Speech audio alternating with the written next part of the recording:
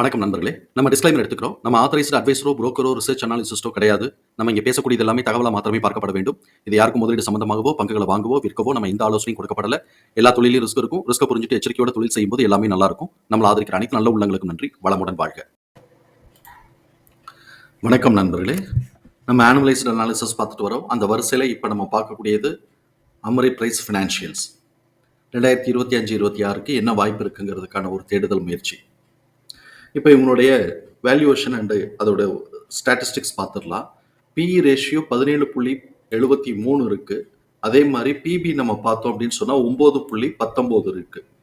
BE பொறுத்த வரைக்கும் நான் சப்சிக்வெண்ட்டாக க்ரோத்துக்கு இருக்கு.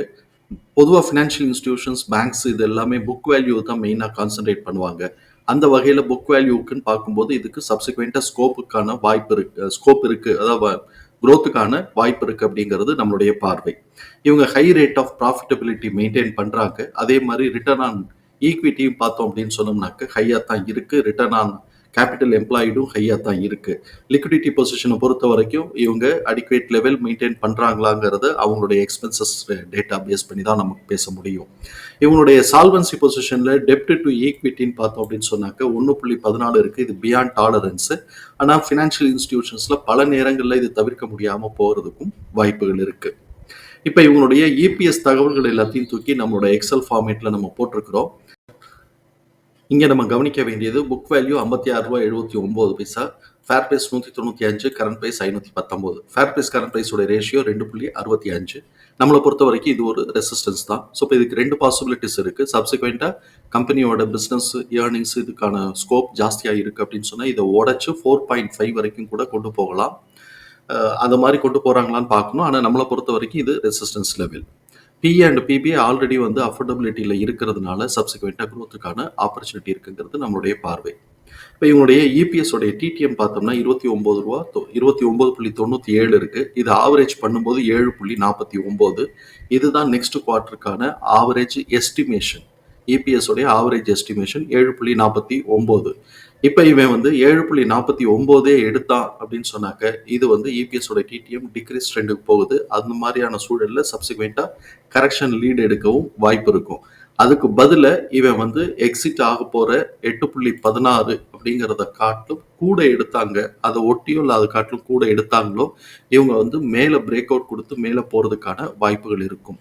அது இல்லாம ஆவரேஜுக்கு கீழே Q1 ரிசல்ட்டை ஒட்டியோ அதுக்கு கீழேயோ எடுத்தாங்கன்னா இன்னும் கொஞ்சம் வேகமாகவே இது கரெக்ஷனுக்கு லீட் எடுக்க வாய்ப்புகள் இருக்குங்கிறது நம்மளுடைய பார்வை. எவ்வளோ தூரம் என்ன ப்ரைஸுங்கிறதெல்லாம் நம்ம சார்ட்டில் பார்த்துக்கலாம்.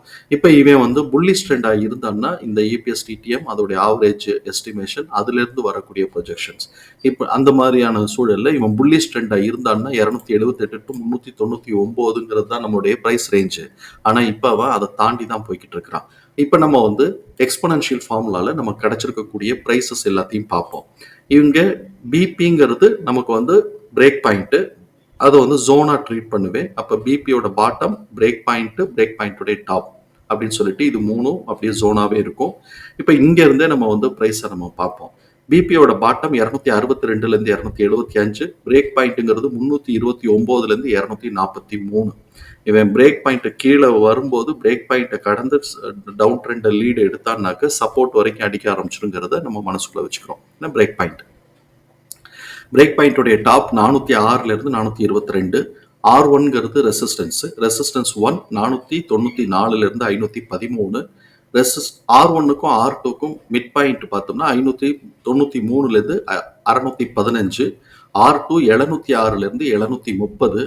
R2 R3யோட mid point 831லேருந்து 858. இப்போ நான் ஏன் மிட் பாயிண்ட்ல மார்க் பண்ணியிருக்கிறோம் அப்படின்னு சொன்னா இவனுடைய ப்ரீவியஸ் பார்த்தோம் அப்படின்னு சொன்னா mid point to mid point இவன் ஜம்ப் ஆகிறான். இப்போ பிபிங்கிறது ஒரு பாயிண்ட், அந்த பிபிக்கும் R1க்கும் நடுவில் இருக்கக்கூடிய பிபியோட டாப் ரேஞ்சுங்கிறது ஒரு பிபிக்கும் R1க்கும் நடுவில் மிட் பாயிண்ட் ஆக்ட் ஆகும். ஸோ இப்போ mid point to mid point அங்கேருந்து எவ்வளோ தூரம் ஏறுறான், R1 கடந்து R1 R2வோட மிட் பாயிண்ட்டை ஒட்டி அவன் மேலே ஏறி இருக்கிறான். கொஞ்சம் டிஃபரன்ஸ் இருக்கு, ஆனால் அதை ஒட்டி மேலே ஏறி இருக்கிறான். அப்போ அந்த இடத்துல இருந்து இவன் திருப்பி எங்கே வந்திருக்கிறான்னா பிபியோட டாப்ல இவன் வந்து சப்போர்ட் எடுத்து இப்போ மேலே போய்கிட்டு இருக்கிறான். இப்போ இது அப் ட்ரெண்டுக்கு டேர்ன் ஆகுது அப்படின்னு சொன்னாக்க நெக்ஸ்ட் பிபியான 800 நெக்ஸ்ட் ரெசிஸ்டன்ஸ் ஆன R2 கடந்து R2 ஆன 706லேருந்து 730 கடந்து இந்த மிட் பாயிண்ட் ஆன 830லேருந்து 858ங்கிற ரீஜனை தொடர்றதுக்கு வாய்ப்புகள் இருக்கு. இது ப்ரீவியஸ் பிஹேவியரை பேஸ் பண்ணி. இப்போ நம்ம இங்கே கவனத்தில் எடுத்துக்கணும், அடுத்த குவார்ட்டருக்கு அவன் வந்து நல்லா பெர்ஃபார்ம் பண்ணலை அப்படின்னு சொன்னால் இந்த ட்ரெண்ட் லைன் நம்ம இந்த இடத்துல வரையணும். இந்த ட்ரெண்ட் லைனோட இது வந்து கட் பண்ணுச்சு அப்படின்னு சொன்னாக்க இந்த ட்ரெண்ட் லைனோட இது இப்படியே கீழே இறங்குச்சு அப்படின்னு சொன்னால் சைடு வேஸ்லேயே போகிறதுக்கான வாய்ப்புகள் இருக்கும். ஆக்சுவல் ரிசல்ட் வந்த உடனே நல்லா அவுட் பெர்ஃபார்ம் பண்ணியிருந்தாங்கன்னா எவ்வளோ தூரம் பண்ணியிருக்கிறாங்களோ அதுக்கு ஏற்ற மாதிரி இது மேலே ஏறுறதுக்கான வாய்ப்புகள் இருக்கும். இல்லை சொதப்பி இருந்தாங்க அப்படின்னு சொன்னாக்க எவ்வளோ தூரம் சொதப்பி இருக்கிறாங்களோ அதுக்கு ஏற்ற மாதிரி இது கீழே சப்போர்ட் அடிக்கிறதுக்கான வாய்ப்புகள் இருக்குங்கிறது நம்மளுடைய பார்வை. தகவல் பயனுள்ளதாக இருக்கும் நம்புறேன். தகவல் பயனுள்ளதாக இருந்ததுன்னா சங்கருக்கு ரொம்ப சந்தோஷம். நம்மளை ஆதரிக்கிற அனைத்து நல்ல உள்ளங்களுக்கும் நன்றி. வளமுடன் வாழ்க. நன்றி நண்பர்களே.